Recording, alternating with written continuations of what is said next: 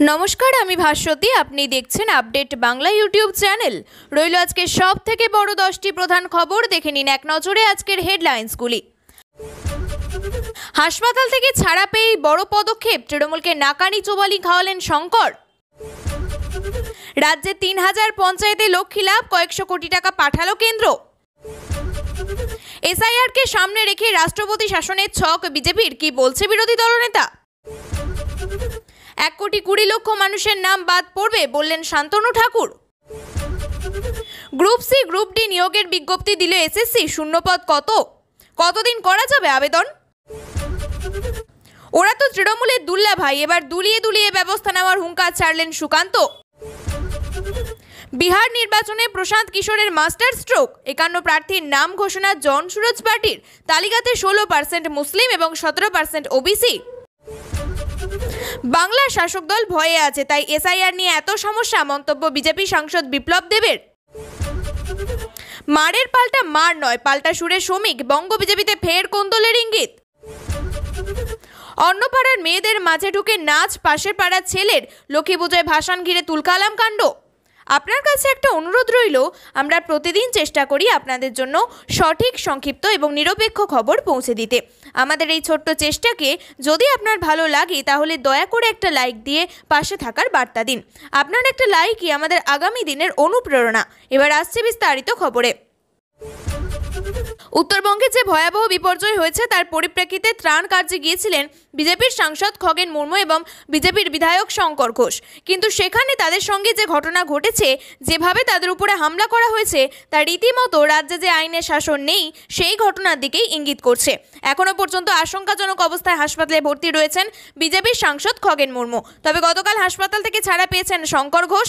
তৃণমূল বা তাদের আশ্রিত দুষ্কৃতীরা যেভাবে হয়তো ভেবেছিল হামলা করে বিজেপির জনপ্রতিনিধিদের কণ্ঠ রোধ করা যাবে, তাদের রাজনৈতিক কর্মসূচি বা সামাজিক কর্মসূচিতে বাধাদান করা যাবে, কিন্তু হাসপাতাল থেকে ছাড়া পাওয়ার পরদিনই অর্থাৎ সকালেই মানুষের জন্য ফের বড় পদক্ষেপ নিলেন বিজেপির বিধায়ক শঙ্কর ঘোষ। গতকাল হাসপাতাল থেকে ছাড়া পেয়ে বিজেপির বিধায়ক শঙ্কর ঘোষ এবং সকালেই ফের রাজপথে দেখা গেল তাকে। যেখানে বন্যা বিপর্যয়ে যেভাবে উত্তরবঙ্গ বিধ্বস্ত, তার পরিপ্রেক্ষিতে দলীয় কর্মী সমর্থকদের নিয়ে ত্রাণ কার্যের জন্য অর্থ সংগ্রহে বেরিয়ে পড়লেন তিনি। অর্থাৎ মানুষের পাশে দাঁড়ানোর জন্য তার চেষ্টার কোনো খামতি থাকবে না। তিনি যে তার কাজ করে যাবেন তা হাসপাতাল থেকে ছাড়া পাওয়ার পরদিনই বিজেপি বিধায়কের এই পদক্ষেপের মধ্য দিয়ে আরও একবার স্পষ্ট হয়ে ফুটে উঠল। বিশেষজ্ঞরা বলছেন, তৃণমূল কংগ্রেস এখন ভেবে নিয়েছে যে যেভাবেই হোক বিজেপি নেতা কর্মীদের কর্মসূচিকে আটকে দিতে হবে। আর কোনোভাবেই তারা যখন সেই কর্মসূচিকে আটকে দিতে পারছে না, যখন বিজেপি রাস্তায় নামছে, মানুষের পাশে দাঁড়াচ্ছে, তখন তাদের উপরে হামলা করার রাস্তাকেই বেছে নিচ্ছে রাজ্যের শাসক শিবির। তবে এর ফল যে উল্টো হচ্ছে তা হয়তো তৃণমূল কংগ্রেসও কল্পনা করতে পারেনি, যার পরিপ্রেক্ষিতে হাসপাতাল থেকে শঙ্কর ঘোষ ছাড়া পাওয়ার পরেই তিনি বড় পদক্ষেপ নিয়ে বসলেন। তবে বিজেপির এই জনপ্রতিনিধিদের আটকানো যাবে না, তেমনটাই বলছে রাজনৈতিক বিশেষজ্ঞরা। পঞ্চদশ অর্থ কমিশনের আওতায় বাংলার সরকারের হাতে 680 কোটি টাকা তুলে দিল কেন্দ্র। পঞ্চায়েতি রাজ প্রতিষ্ঠান, সহজ ভাষায় বলতে গেলে গ্রামোন্নয়নমূলক প্রতিষ্ঠানগুলির জন্য এই অর্থ বরাদ্দ করে থাকে কেন্দ্র। অক্টোবরে যার প্রথম কিস্তি ঢুকে গেল রাজ্যের তহবিলে, লাভের মুখ দেখল গ্রাম বাংলার হাজার হাজার পঞ্চায়েত, কয়েকশো ব্লক সহ বেশ কয়েকটি জেলা পরিষদ। অন্যদিকে এই টাকায় ছাড়পত্র দিয়েছে কেন্দ্রীয় সরকার, যা লাভ পেতে চলেছে বাংলার 3224টি গ্রাম পঞ্চায়েত, 335টি ব্লক এবং 21টি জেলা পরিষদ। নতুন অর্থবর্ষে এটাই প্রথম কিস্তি হলেও কয়েক মাস আগে পর্যন্ত এই সংক্রান্ত কেন্দ্রীয় অনুদান ঢুকেছে রাজ্যে। তাদের সংযোজন চলতি বছরের ফেব্রুয়ারি মাস পর্যন্ত। গত অর্থবর্ষে 2024-2025 অর্থবর্ষের টাকা পেয়েছে রাজ্য। শেষ অর্থবর্ষের 4 দফা কিস্তি এবং নতুন অর্থবর্ষের প্রথম কিস্তি মিলিয়ে এখনো পর্যন্ত রাজ্যের হাতে 4181 কোটি টাকা তুলে দিয়েছে কেন্দ্র, যার মধ্যে 2082 কোটি টাকা দেওয়া হয়েছে সংযুক্ত অনুদানের আওতায়, প্রায় 2099 কোটি টাকা দেওয়া হয়েছে আবদ্ধ অনুদানের খাতে। উল্লেখ্য, পঞ্চদশ অর্থ কমিশনের আওতায় সংযুক্ত অনুদান খাতে কেন্দ্র হস্তান্তর করে। তবে সমস্ত নথি তথ্য আগেই কেন্দ্রের হাতে তুলে দেওয়া হয়েছিল, যার দরুন গ্রামীণ উন্নয়ন খাতে এই প্রথম কিস্তির টাকা দিয়েছে। এসআইআরকে সামনে রেখে রাষ্ট্রপতি শাসনের ছক কষছে বিজেপি। বিরোধী দলনেতা শুভেন্দু অধিকারীর মন্তব্যে এমন ইঙ্গিত মিলেছে বলে মনে করছে রাজনৈতিক মহল। এসআইআর ইস্যু নিয়ে শুভেন্দু বৃহস্পতিবার বলেন, 26শে বিধানসভা ভোট করতে হলে ফেব্রুয়ারি মাসের মধ্যে দিনক্ষণ ঘোষণা করতে হবে। বিরোধী দলনেতা এদিন বলেন, 1 কোটির বেশি নাম বাদ দেওয়া উচিত এসআইআরে। প্রধান বিরোধী দল হিসাবে আমরা সাহায্য করব। চূড়ান্ত তালিকা হিসাবে বেরোনো পর্যন্ত আমাদের নজর থাকবে। এসআইআর শুরু হলে সরকার এবং তৃণমূল কতটা সহযোগিতা করবে তার উপর সব নির্ভর করবে। এদিকে উত্তরবঙ্গ দলের সাংসদ খগেন মুর্মু আক্রান্ত হওয়ার পর ঘটনায় রাজ্যপাল সিবি আনন্দ বোসের উপর চাপ সৃষ্টি করার কৌশল শুভেন্দু নিয়েছেন। উল্লেখ্য, রাজ্যপাল বোসের সঙ্গে শুভেন্দুর সম্পর্ক খুব একটা মধুর নয় বলেই চর্চায় রাজনৈতিক মহলে। উত্তরবঙ্গের ঘটনা নিয়ে রাজ্যপালের ভূমিকা প্রসঙ্গে শুভেন্দুর বক্তব্য, মুর্শিদাবাদে হরগোবিন্দ দাস এবং চন্দন দাসের মৃত্যুর ঘটনার পরে রাজ্যপাল বলেছিলেন, এরপরে কোনো অপ্রীতিকর ঘটনা ঘটলে তিনি সাংবিধানিকভাবে কড়া ব্যবস্থা নেবেন, আর আমরা তাদের কাছে সদর্থক পদক্ষেপের আশা করছি। তবে বিরোধী দলনেতা আবার এটাও মেনে নিয়েছেন, আইন শৃঙ্খলা রাজ্যের এখতিয়ারভুক্ত, ফলে এক্ষেত্রে কেন্দ্রীয় সরকারের কিছু করণীয় নেই। রাজনৈতিক মহলের একাংশের মতে শুভেন্দু রাজ্যপালের উপর চাপ তৈরি করতে চাইছেন। রাজ্যের পরিস্থিতি নিয়ে রাষ্ট্রপতিকে রিপোর্ট দিয়েছে রাজ্যপাল সিবি আনন্দ বোস, কিন্তু ওই রিপোর্টে সন্তুষ্ট নন রাজ্যের বিরোধী দলনেতা শুভেন্দু অধিকারী। রাজ্যপাল বোসের কাছ থেকে প্রত্যাশা আরও বেশি বলে জানালেন তিনি। তার দাবি, রাজ্যপাল সংবেদনশীল, কিন্তু শুধু রিপোর্ট দিলে হবে না, অ্যাকশন নিতে হবে।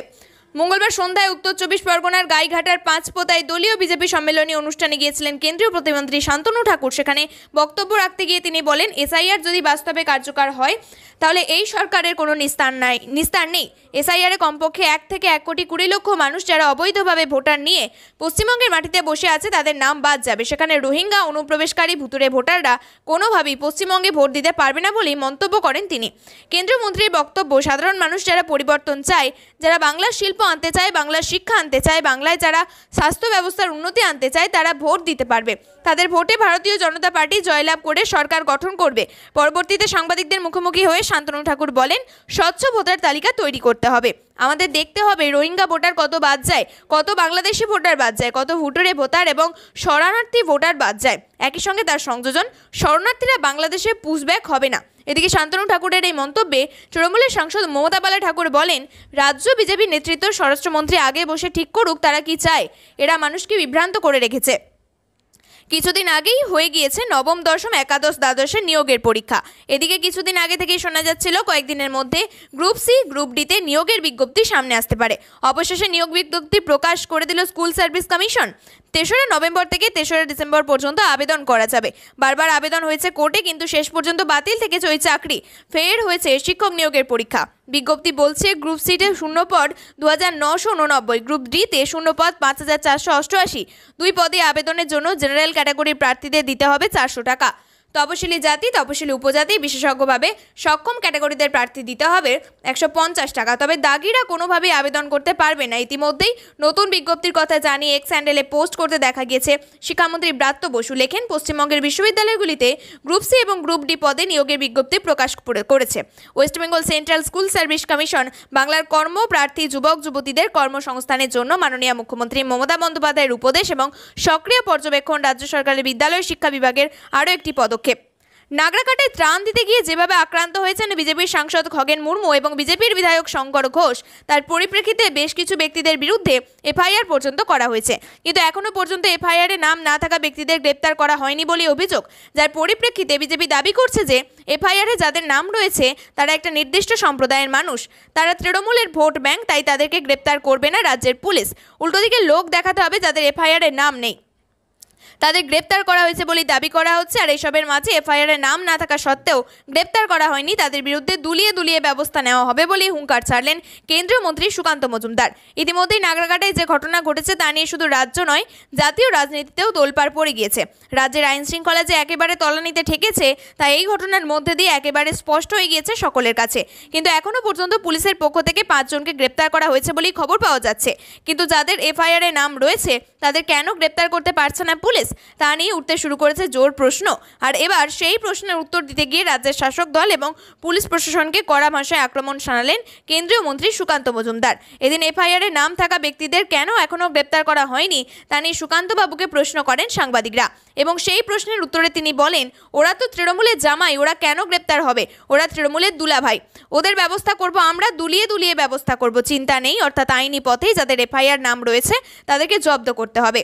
বিহার বিধানসভা নির্বাচনে ঢাকে কাঠি পড়তেই রাজ্য রাজনীতি এখন আসন ভাগাভাগি এবং প্রার্থী তালিকা নিয়ে রীতিমতো সরগরম। এই আবহে বৃহস্পতিবার প্রথম দফায় 51 জনের প্রার্থী তালিকা প্রকাশ করল ভোট কুশলী প্রশান্ত কিশোরের দল জন সুরজ পার্টি। যদিও প্রার্থী তালিকা ঘোষণায় সাংবাদিক বৈঠকে উপস্থিত ছিলেন না প্রশান্ত কিশোর। জন সুরজ পার্টির রাজ্য সভাপতি মনোজ ভারতী এবং জাতীয় সভাপতি পাপ্পু সিং দলের তরফে বক্তব্য রাখেন। এদিনের বৈঠকে দলের পক্ষ থেকে জানানো হয় আগামী 11 অক্টোবর তেজস্বী যাদবের বিধানসভা কেন্দ্র রঘুপুর থেকেই নির্বাচনী প্রচারণা শুরু করলেন প্রশান্ত কিশোর। এর থেকে স্পষ্ট রাজনীতিতে প্রথমবার নামা এবং রাজনৈতিক যাত্রা শুরু করার জন্য পুরো দমে প্রস্তুত পিকের দল। প্রথম তালিকাতেই সামাজিক সমীকরণের ভারসাম্য রাজনীতিতে সরাসরি আসার পর থেকেই দুর্নীতির বিরুদ্ধে সোচ্চার ছিলেন প্রশান্ত কিশোর। তাই প্রার্থী নির্বাচনের সময় তাদের পরিষ্কার ভাবমূর্তিকে প্রাধান্য দিচ্ছেন তিনি এবং তালিকাতে 16% মুসলিম এবং 17% অন্তত পিছিয়ে পড়া সম্প্রদায়ের প্রার্থীদের জায়গা দিয়েছেন পিকে। এই পদক্ষেপকে বিহারের রাজনীতিতে তার মাস্টার স্ট্রোক হিসেবেই দেখছেন ওয়াকিবহাল মহল। প্রশান্ত কিশোরের প্রথম প্রার্থী তালিকায় রয়েছেন বেশ কিছু পরিচিত মুখ, যা জন সুরজ পার্টির পেশাদার ভাবমূর্তিকে তুলে ধরছেন। শিক্ষাবিদ ও প্রাক্তন উপাচার্য কুমহারের জন সুরজের প্রথম কেসি সিনহা, যিনি পাটনা বিশ্ববিদ্যালয়ের উপাচার্য হিসাবে দায়িত্ব পালন করেছেন। অন্যদিকে রয়েছেন একজন গণিতবিদ, যার লেখা পাঠ্যপুস্তক কয়েক দশক ধরে বিহারের স্কুলগুলিতে অনুসরণ করা হচ্ছে। আইনজীবী এবং প্রাক্তন সলিসিটর জেনারেল মানজি থেকে প্রার্থী হয়েছেন ওয়াই.বি. গিরি, যার পাটনা হাইকোর্টের একজন সিনিয়র আইনজীবী। তিনি বিহারের অতিরিক্ত অ্যাডভোকেট জেনারেল এবং কেন্দ্রীয় সরকারের মামলার জন্য অতিরিক্ত সলিসিটর জেনারেল হিসাবেও দায়িত্ব পালন করেছেন। মুজাফরপুর আসনের চিকিৎসক doctor Amit Kumar Das Patna medical college ও হাসপাতালের প্রাক্তন ছাত্র। তিনি গ্রামীণ এলাকায় স্বাস্থ্যসেবা প্রদানে গুরুত্বপূর্ণ ভূমিকা পালন করছেন। বাংলায় বিজেপির হয়ে নির্বাচনী পর্যবেক্ষক হিসেবে ইতিমধ্যেই কাজ শুরু করে দিয়েছেন বিপ্লব দেব। এসআইআর নিয়ে ইতিমধ্যে কেন্দ্র রাজ্য সংঘাত চরমে। এই নিয়ে তিনি বলেন, বাংলার মানুষ বিরক্ত হয়ে উঠছেন আর 26-এর নির্বাচনে তৃণমূলের বিদায় নিশ্চিত। তৃণমূলের নেতারা এখনো ভয়ে রয়েছেন, তাই মুখ্যমন্ত্রী দিশাহীন মন্তব্য করছেন। বাংলার প্রধানমন্ত্রী মোদীর নেতৃত্বে বিজেপির এবার সরকার গড়বে, এটা নিশ্চিত। আমরা যখন ত্রিপুরার ক্ষমতায় এসেছিলাম তখন কিছুই ছিল না, তবু 65 জন বিধায়ক রয়েছেন। বিজেপি সাংসদ বিধায়ক আক্রান্ত হওয়ার পর কেন্দ্রীয় মন্ত্রী সুকান্ত মজুমদার পাল্টা মার মন্তব্যের ঠিক উল্টো সুর শোনা গেল রাজ্য সভাপতি শ্রমিক ভট্টাচার্যের গলায়। সুকান্তর মার পাল্টা মার। হুঁশিয়ারিকে খারিজ করে শ্রমিক বলেন, ওটা তো জঙ্গলের আইন, আমাদের সংস্কৃতি নয়। তাই এর বিপরীতে অবস্থান প্রকাশ্যে আসতেই ফের প্রশ্নের মুখে গেরুয়া শিবিরের অন্তর্দ্বন্দ্ব। রাজনৈতিক মহলের মতে নির্বাচনের আগে দলের শীর্ষ নেতৃত্বের এমন পরস্পর বিরোধী বার্তা তৃণমূলের বিরুদ্ধে ঐক্যবদ্ধ লড়াইয়ের ক্ষেত্রে বিজেপির সাংগঠনিক দুর্বলতাকেই সামনে আনছে। আমতার খালনায় লক্ষ্মী পুজোর ভাসানকে কেন্দ্র করে দুই ক্লাবের মধ্য দিয়ে গোলমাল, 2 ক্লাবের 12 জন আহত। ঘটনার জেরে খালনা বাগনান রোড প্রায় 2 ঘন্টা ধরে অবরোধ। রাস্তার উপর সার দিয়ে দাঁড়িয়ে পড়ে রয়েছে গাড়ি, রাস্তায় যানজট তৈরি হতে থাকে। এদিকে খবর পেয়ে ঘটনাস্থলে পৌঁছায় পুলিশ, অবরোধকারীদের সঙ্গে কথা বলে। তবে প্রথমেই অবরোধ তুলতে চাননি বিক্ষোভকারীরা।